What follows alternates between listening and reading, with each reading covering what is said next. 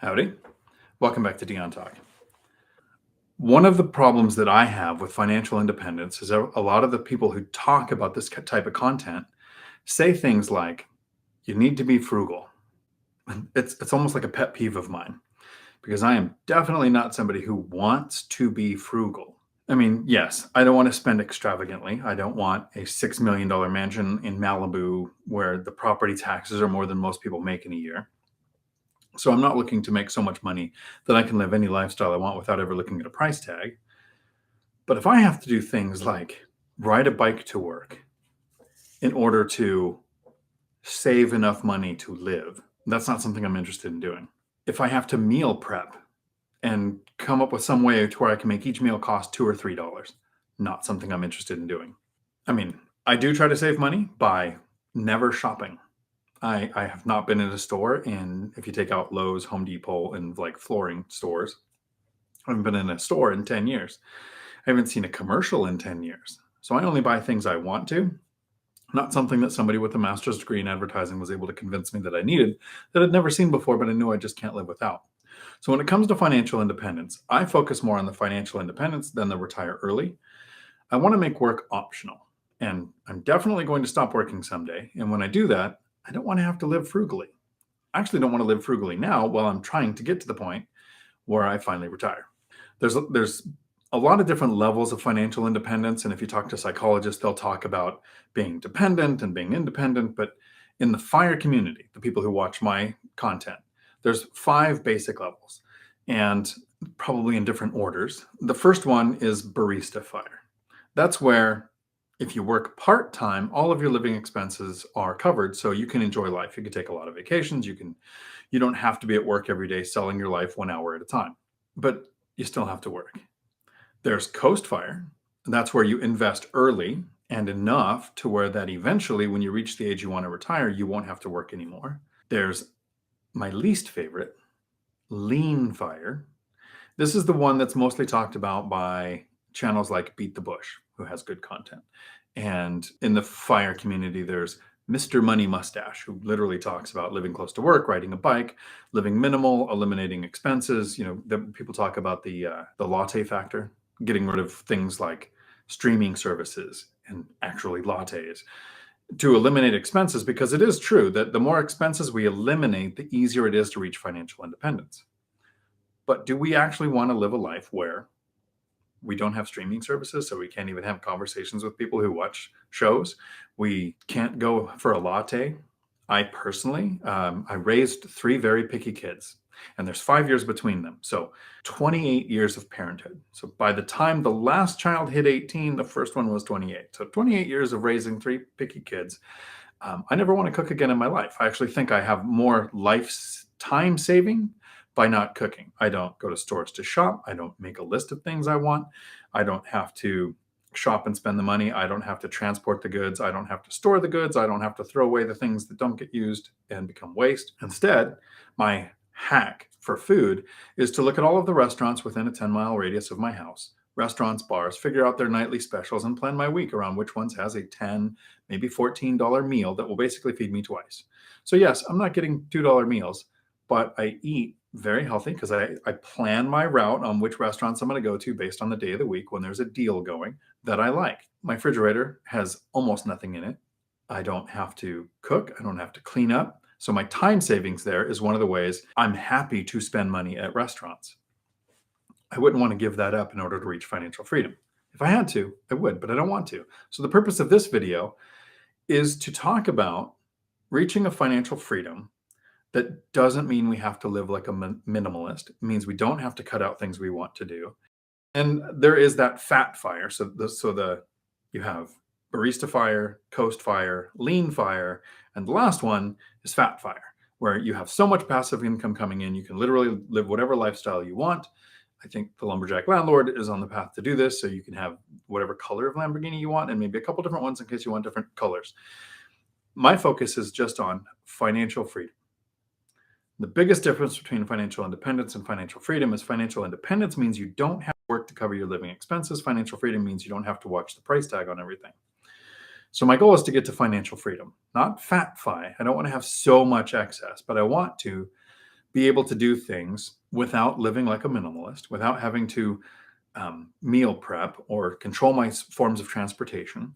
There are some ways that people do this. And so here's some things to take notes on some options. My goal for financial freedom is to have an asset pay for every expense. So a lot of people will talk about, I want to retire and I make this much money so I can eat and I can go out and be entertained and stuff, but I can't afford healthcare.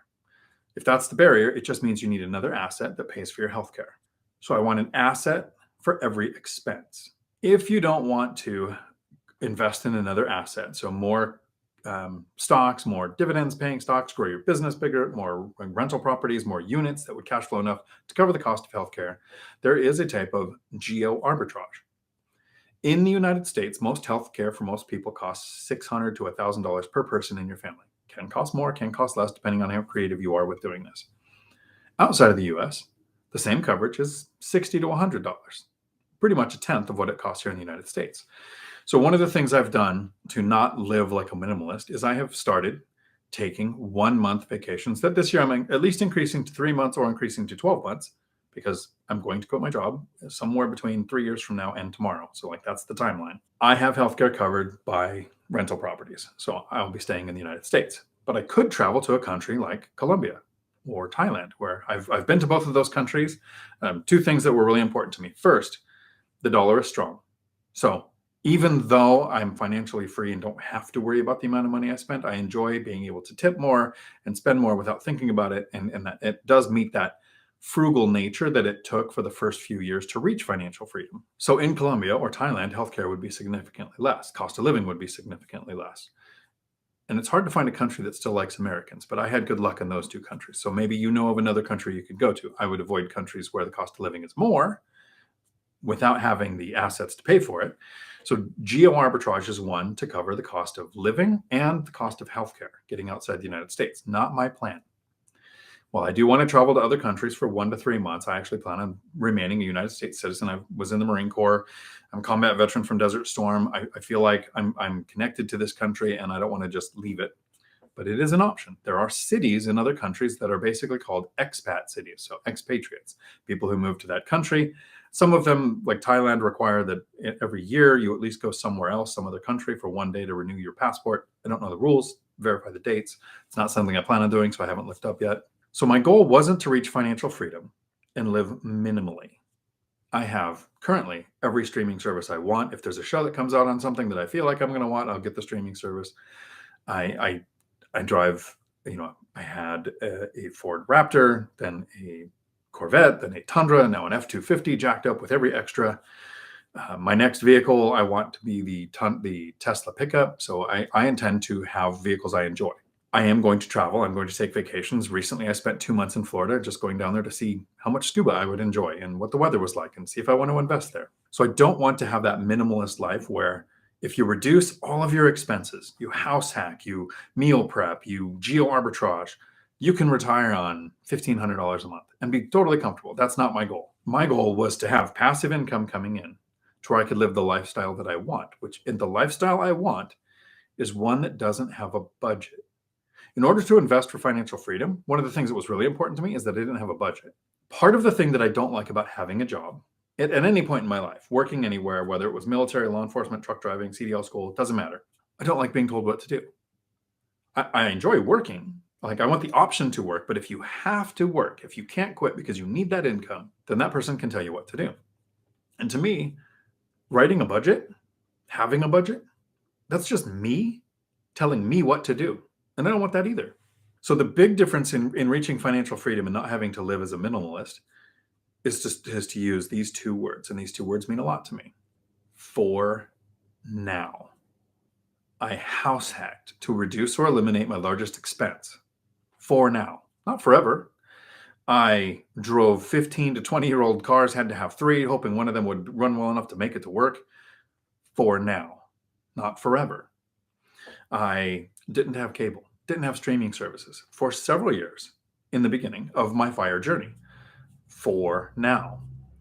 When we first start out, if you're super organized and you can't house hack, I think a budget's going to be a really powerful tool.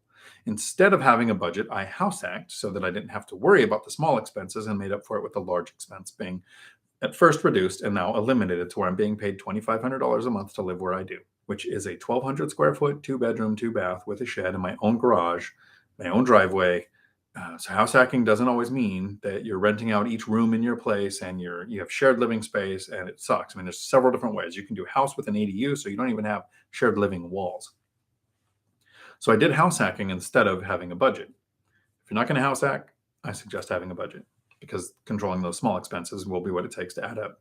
You want to increase your income, reduce your expenses, save and invest the difference until what you've invested supports your lifestyle.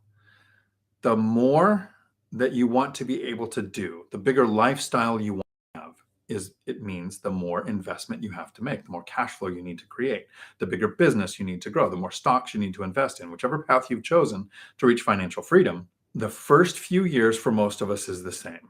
It's going to suck. You need to, for now, drive older vehicles. For now, don't eat out. For now, cut out latte factor, streaming services, things you can control.